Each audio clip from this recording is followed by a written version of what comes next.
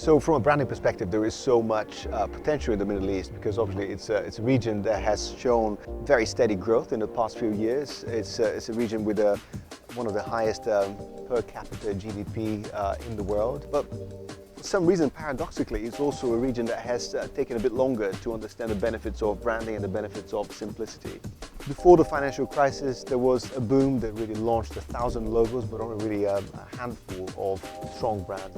And now that the region is really growing again, you can see the competition is going up because we have a worldly audience, a multicultural audience that is actually demanding world-class brand experiences. The classic challenge has been the fact that many companies and many clients would confuse logo with brand, but that's something that is actually fading, and the mentality is shifting, and they're really realizing that you can't really convey what a brand is about just with one mark. You actually need a whole repertoire of elements and experiences to make sure that you can differentiate your brand and become a world-class player. The ways that Middle Eastern companies and brands can think about their identity in the region when commissioning this type of work, they should actually look at three very simple things.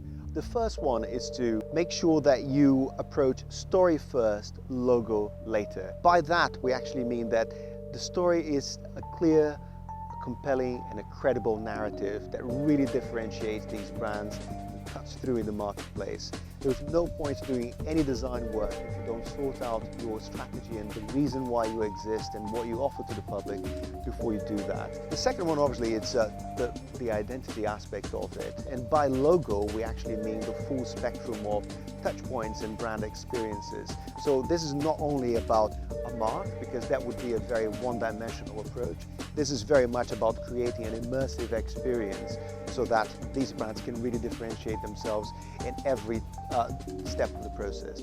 This will guarantee that you can combine authenticity, but at the same time make sure that these brands are really future-facing and they actually can travel and can stretch to any part of the world.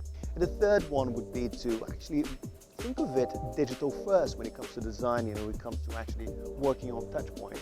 Chances are that people seeing the brand or experiencing or interacting with this brand for the first time will actually do that on a screen, on a device, on a desktop.